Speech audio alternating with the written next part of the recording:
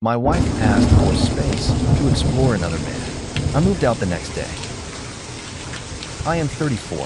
I work full-time while finishing my engineering degree. My wife told me she needed space to explore an emotional connection with another man, fully expecting me to cry, argue, and fight to win her back. Instead, I called in sick to work, signed a new lease by 4 p.m., and had movers empty my half of the house the very next morning. No screaming, no begging, just a clean, logistical exit. I let my absolute silence become the closure she never saw coming. Here is my side of the story. My wife looked at me across the kitchen island and said, "I've met someone else, and I need space." I looked back at her. I didn't yell. I didn't throw anything. I simply answered, "I hope he gives you the peace you're looking for." Then, I focused on finishing my engineering degree. I relocated to a new city, and I let my quiet, absolute absence become the closure she never saw coming. My name is Michael Hayes. I am 34 years old. I work full-time as a mechanical engineering technician while finishing the final year of my bachelor's degree at night. I live in a mid-sized city in the Midwest. My days are highly structured. Work, classes, the gym. I am absolutely not flashy. I keep a steady, unbreakable routine, and I always think before I react. My wife, Stephanie Hayes, is 31 years old. We have been legally married for 5 years, and together for almost 8. She works in marketing for a local lifestyle brand. We rented a nice townhouse together on the edge of downtown. Both of our names were on the lease. We split the rent evenly, though I covered most of the utilities and the insurance because my income was higher. Stephanie has a significantly more social, extroverted schedule than I do. Until about 3 months ago, I genuinely thought our biggest issue was just that we were temporarily growing in different directions. She wanted more travel, more expensive dinners out, more spontaneous experiences. I wanted to finish my grueling degree. I wanted to increase my income. And then, I wanted to expand our options from a deeply stable financial foundation. I mathematically believe that was a temporary tension, not a fatal structural problem. The massive shift happened on a Tuesday night. I had just gotten home from the university campus around 9 o'clock. Stephanie was sitting at the kitchen island with a glass of red wine. She was still in her expensive work clothes, and she was clearly waiting for me. Her expression was already highly defensive before I even put my heavy backpack down. She took a breath, and she said she had met someone else. A man named Brett Lawson. He is 32 years old, and he is a creative director at a partner agency. She quickly clarified that she hadn't physically cheated with Brett, but that they had emotionally connected. She said Brett made her feel seen. She said Brett made her feel alive. She said she urgently needed space to figure out exactly what she wanted, because our life had started to feel predictable and small. The specific way she delivered the speech was almost irritating, like my absolute stability was somehow an inconvenience to her narrative. I did not raise my voice a single decibel. I calmly asked how long this had been developing. She rolled her eyes. She aggressively said it did not matter, because nothing had technically happened. Then, she added that I had been emotionally distant anyway, buried in my textbooks and my spreadsheets. I looked at her, and I told her I hoped Brett gave her the peace she was looking for. She blinked at me, like that was absolutely not the cinematic reaction she had rehearsed in her head. That was the exact moment something inside my chest went completely quiet. I wasn't angry. I wasn't dramatically heartbroken.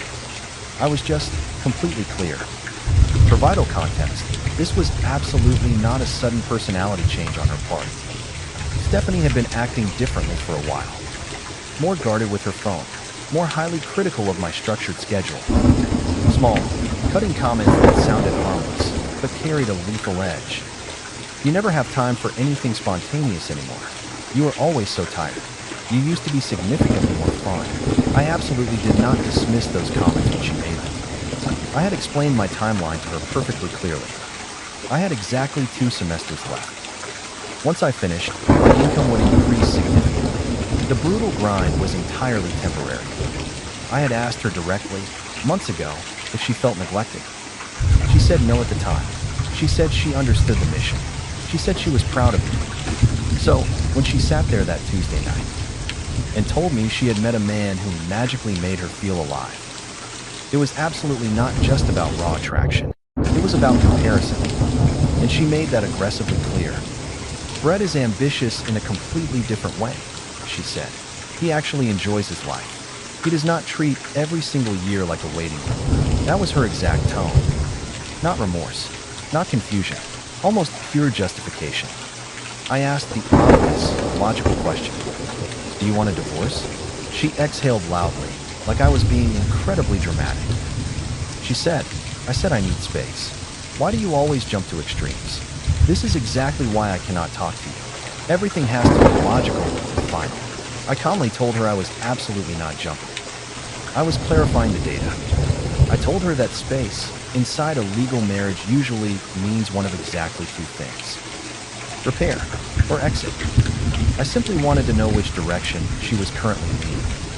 She stood up from the island. She defensively said she did not know yet, that she needed time to explore her complex feelings for Brett, and that I should be mature enough to give her that freedom without turning it into a legal threat. Explore her feelings. That was the exact phrase she used. I asked her if she planned to continue seeing Brett Lawson while she explored. She hesitated for exactly half a second. That half second was all the data I needed. She quickly said she did not want to feel controlled. She said if I truly trusted her, I would let her figure it out without interrogating her like a suspect. That was the absolute moment I realized this was not confusion. It was a branch swing. She wanted the absolute security of our lease, our shared bills, my unwavering consistency, while she safely tested whether this new guy actually offered something better. I did not argue. I did not beg for my wife to choose me over Brett. I simply said I would absolutely not participate in that arrangement. She called me cold. She said this was exactly why she felt disconnected, that I mechanically shut down instead of romantically fighting for her. What she actually meant was that I was absolutely not competing. After that conversation ended, I did not negotiate. I did not suggest couples counseling. I did not propose a polite cooling off period. I went to bed in the guest room. I set my alarm for 6 in the morning, and I started acting the very next day. While she was at work on Wednesday, I called in sick to my job for the first time in 3 years. Then, I opened my laptop. I aggressively searched for short-term rentals near my campus. By noon, I had scheduled 2 viewings. By 4 o'clock in the afternoon, I signed a 6-month lease on a 1-bedroom apartment, exactly 15 minutes away. It was absolutely not glamorous. Third floor walk-up, basic appliances, neutral walls. But it was perfectly clean. It was available immediately, and it was comfortably within my budget, completely without strings. I paid the heavy deposit on the spot. On the drive back to the townhouse, I called a local moving company. I booked them for the following morning. Not a full-service, white-glove crew, just 2 guys in a truck for 3 hours. Exactly enough time to move my desk, my clothes, my engineering books, and the few pieces of furniture I had purchased myself before we ever got married. When Stephanie got home that evening, I was sitting at the dining table with a manila folder. She dropped her purse and immediately noticed something was fundamentally different. My tone, probably. What did you do? She asked nervously. I looked at her. I told her I signed a lease. I am moving out tomorrow morning. She stared at me like I had suddenly spoken in another language. You are not serious. I calmly told her I was entirely serious. I opened the folder. I explained the exact lease terms. I told her I would logically continue paying my exact half of the current rent until the lease year expired, or until she found a roommate to replace my portion. I explicitly said I would absolutely not leave her financially exposed. She laughed, but it was a sharp, panicked laugh. This is insane, she said. I said I needed space, not abandonment. I answered her perfectly evenly. Space from a marriage does not look like sleepovers with another man, while your husband waits like a dog in the next room. Her face hardened completely. You are being dramatic and insecure. No, I said. I am being decisive. She started frantically pacing the kitchen, asking where I would go, asking how I could possibly make such a massive decision in less than 24 hours. I told her it was absolutely not less than 24 hours. The decision was made the exact moment she said she needed to explore Brett Lawson, while keeping me structurally intact as a backup plan. I was absolutely not going to compete for my own wife. The next morning at 9 o'clock, the movers arrived. They were highly efficient. Two guys in their 20s who didn't ask a single question. They wrapped my desk. They stacked my heavy boxes of textbooks. They carried out the mattress I had bought before we got married. Stephanie stood frozen in the kitchen the entire time, her arms folded across her chest, watching me like this was some kind of elaborate performance. "You are really going through with this," she said when they carried out the final box. "Yes," she tried a completely different tone then, softer, almost pleading. "You do not have to prove a point. We could actually talk about this like adults." I told her I had talked the night before. I had listened perfectly. I had asked clear, logical questions. Her final answer was that she needed absolute freedom to explore while keeping the marriage structurally intact. I calmly told her I was absolutely not interested in being structural support for my own replacement. She accused me of maliciously twisting her words. She panicked and said she never used the word replacement. I analytically reminded her that absolute emotional exclusivity is the baseline contract of a marriage. If that is unilaterally removed, the contract changes, whether the legal paperwork does or not. She scoffed at the word contract. She said I always reduce everything to cold systems and logic. That real love is messy and complicated and requires immense patience. I looked at her, and I told her that patience applies to problems inside the marriage, absolutely not to additions outside of it. By noon, the townhouse looked fundamentally different. My desk was gone. My clothes were gone. The heavy bookshelf I had built with my dad years ago was completely gone. The space felt significantly lighter. Not emotionally, logistically. Before I walked out the door, I walked her through the final financial breakdown. I would continue automatically paying half the rent until the lease ended in 4 months. Utilities would remain perfectly split. I emailed her the updated spreadsheet showing the automatic bank transfers. She looked deeply offended that I had actually prepared documentation. "You already had this plan," she accused. "No," I said. "I am just organized." When I picked up my car keys from the counter, she finally asked the only question that actually mattered to her ego. "So what is this? A trial separation?" "No." "Then what?" I paused, not for dramatic effect, but for absolute precision. "This is me permanently removing myself from a situation where I am being treated as an option." She stared at me. She stared like she was desperately waiting for anger, for a screaming speech, for some massive emotional eruption that would finally validate her narrative that I was cold and extreme. Instead, I genuinely wished her well. I said, "I hope Brett gives you the peace you were looking for." Then, I walked out the door.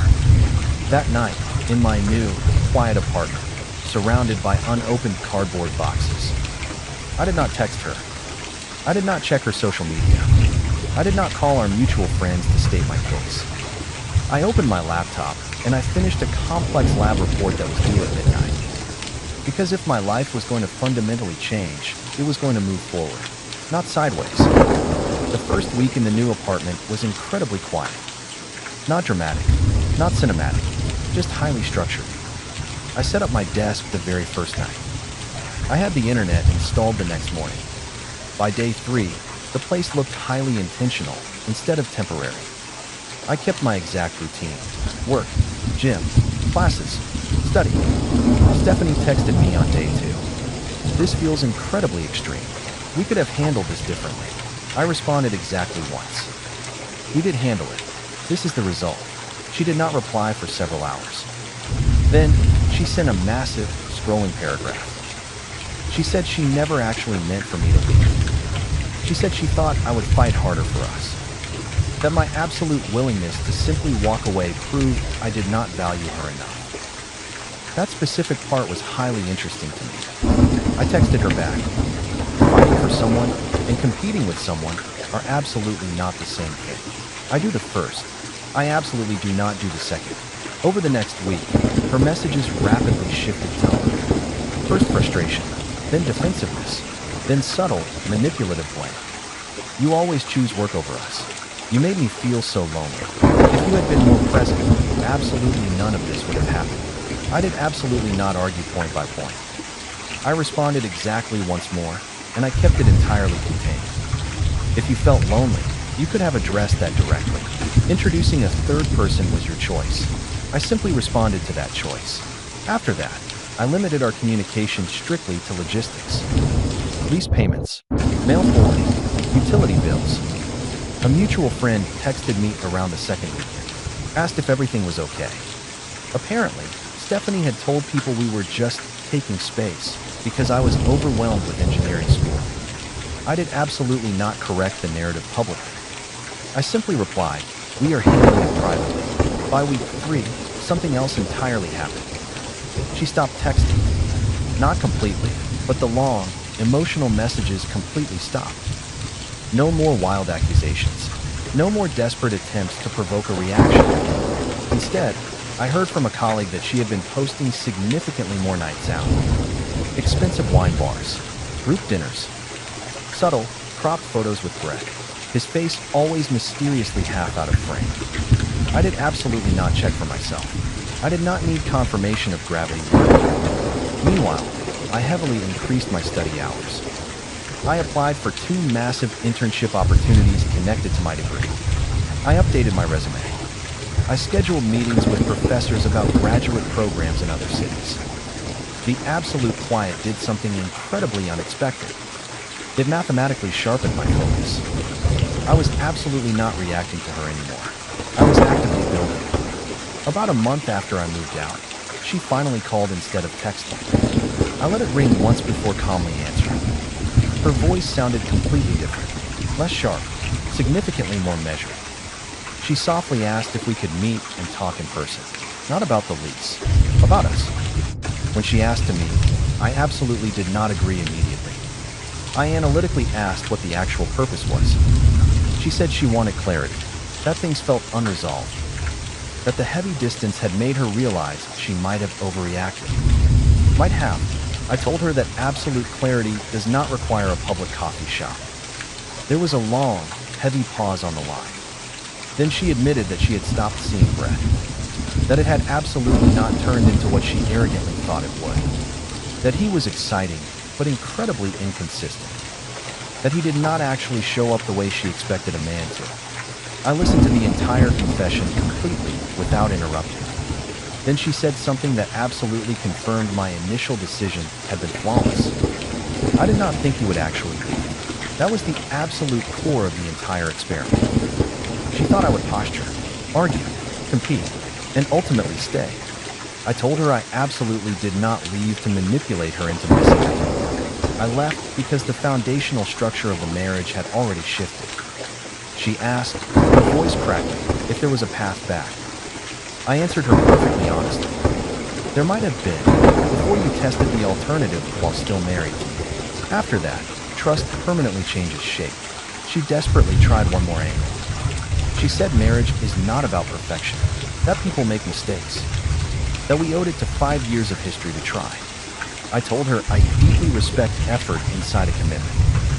I do absolutely not respect effort after exit strategies have already been explored. She grew incredibly frustrated again. She accused me of acting superior, of coldly pretending I was above normal human emotions. I told her this was absolutely not about superiority. It was entirely about basic standards. The conversation circled for 20 agonizing minutes. Same points, same desperate attempts to reposition what she had done as confusion instead of a deliberate choice. Finally, I ended it cleanly. I said, "I am filing for divorce next week. You will receive the legal paperwork through an attorney. I will continue honoring the lease terms as agreed until it expires. After that, our financial ties permanently end." She went completely quiet. Then, her voice shifted from defensive to incredibly sharp. "So that is it. You just erased me." I answered her carefully. "No, you stepped out." I stepped forward. She said I would deeply regret being this rigid. I told her maybe, but I will absolutely never regret protecting my own self-respect. When I hung up the phone, I sat there for exactly 1 full minute. Then, I blocked her number. Not out of spite or anger, out of pure completion. I also unfollowed and completely removed her from every single social platform. Not because I needed to announce my silence to the world, because I needed absolutely no detours. The next morning, I contacted a highly recommended attorney. Consultation officially scheduled for Friday. There is a massive difference between reacting emotionally and making a decision once. I had made mine. Filing was purely procedural. No drama, no cinematic courthouse scene. I met with the attorney that Friday. I brought pristine documentation. The lease agreement, bank statements, screenshots of our exact financial transfers. No messy evidence of infidelity was required because we live in a no-fault state. That simplified the math perfectly. We had no kids, no joint property, just shared, cheap furniture and a lease with 4 months remaining. The paperwork was flawlessly drafted within a week. She received it through certified mail. She called from an unknown number that exact evening. I let it go straight to voicemail. Her message was incredibly short and incredibly angry. "You really did this over one mistake." I absolutely did not respond. I permanently blocked the new number as well. What happened next was entirely predictable, but still highly instructive. She started frantically reaching out through our mutual friends.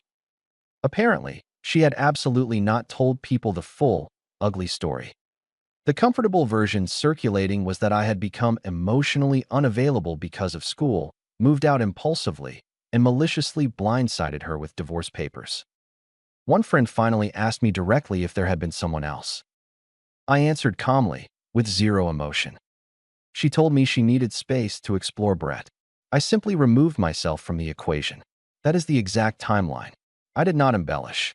I did not campaign for sympathy. The most interesting shift happened around month 2. I was offered a massive, paid internship tied to my degree in a larger city 3 hours away. It would mathematically transition into a full-time role the exact moment I graduated. The starting salary was significantly higher than what I was currently making. Even before finishing school, I immediately accepted. That meant total relocation. At the end of the semester, I notified the leasing office that I would absolutely not be renewing under any circumstances. I continued paying my portion through the final month, exactly as agreed. Stephanie attempted one last, desperate reach out through email. She wrote a massive essay stating that she had made a terrible mistake. That Brett had completely disappeared the second things became complicated. That she missed stability. That she missed me. Missed stability. That specific phrase stood out like a siren. I replied exactly once. "I hope you find what you are actually looking for." Then, I permanently archived the thread. The day I loaded my car to move to the new city, I did not feel victorious. I felt incredibly focused. New job.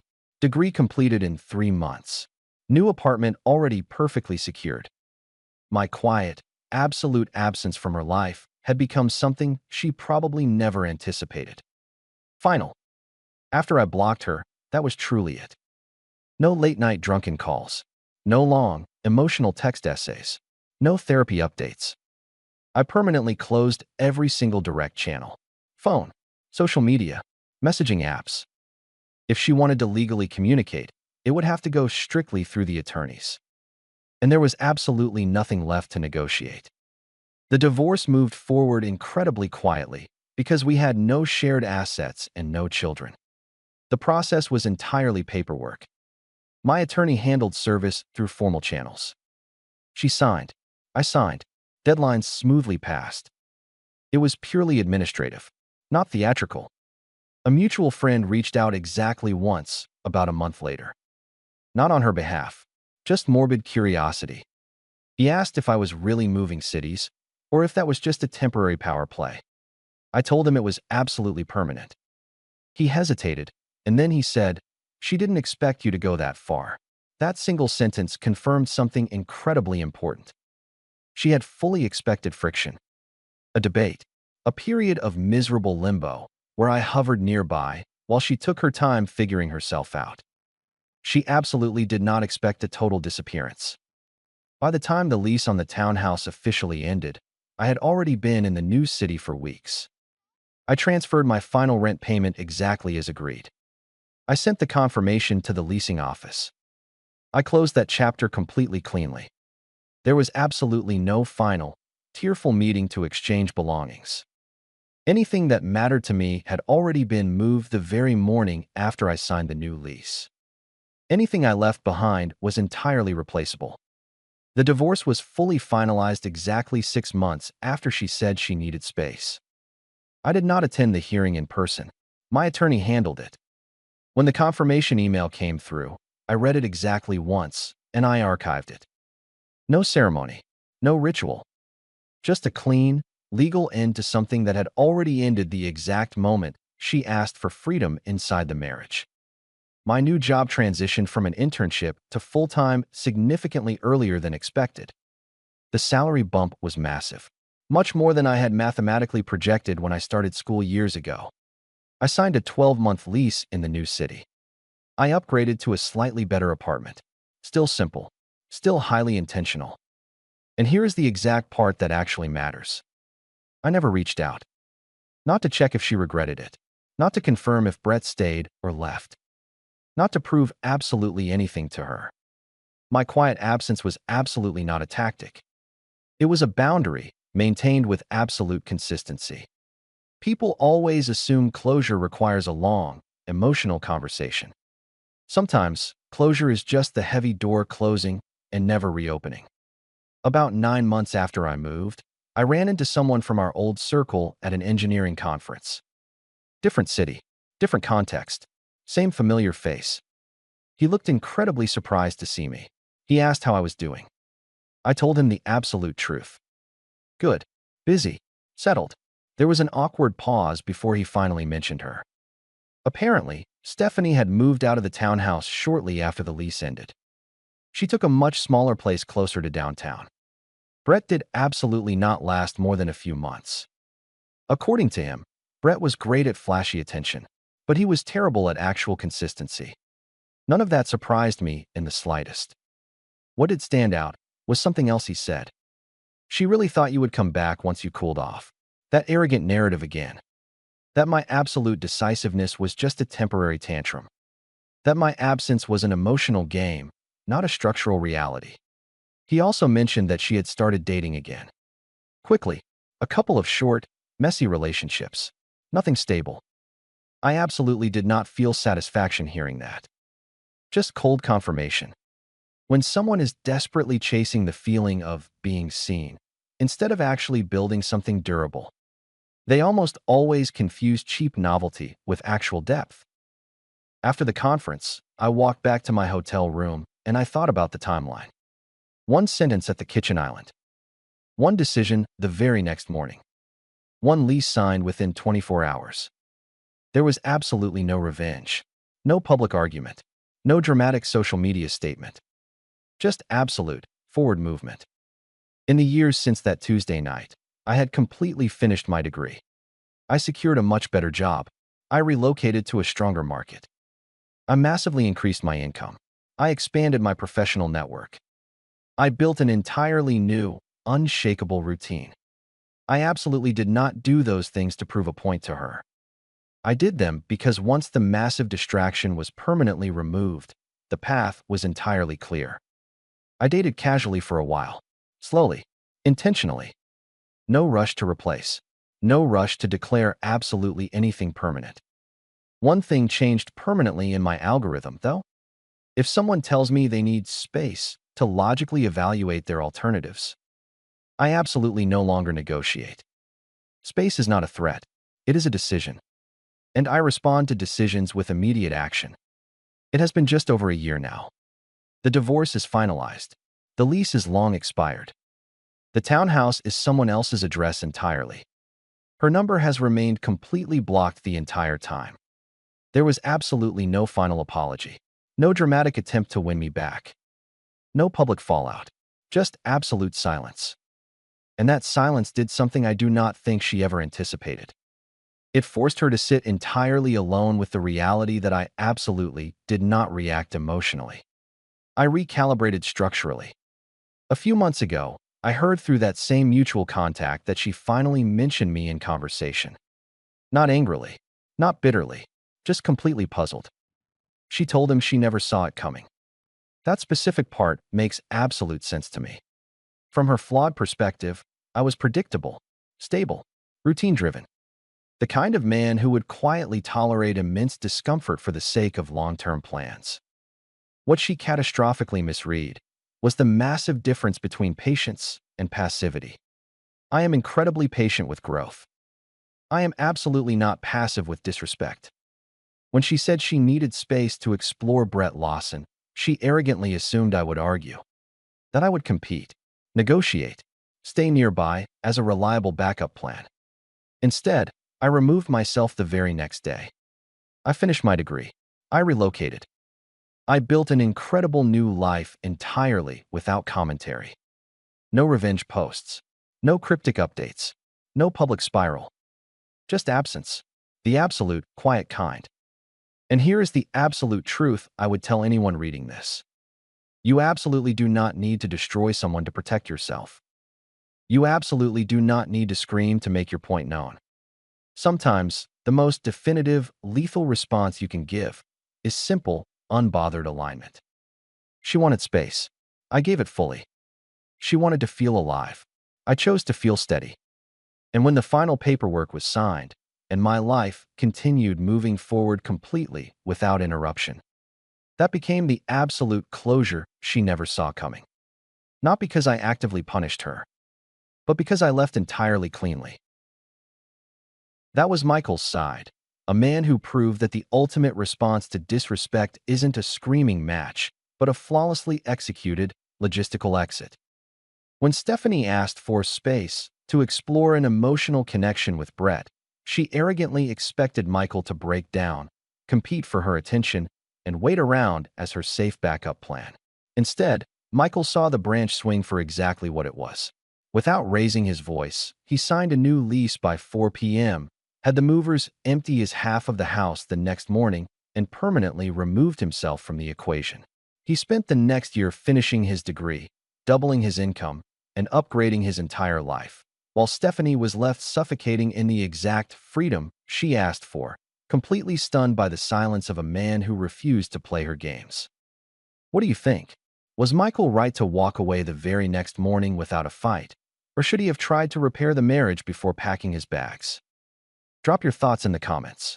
Subscribe to Silence Speaks for more stories about loud disrespect meeting quiet consequences. New stories every day. #Unbothered.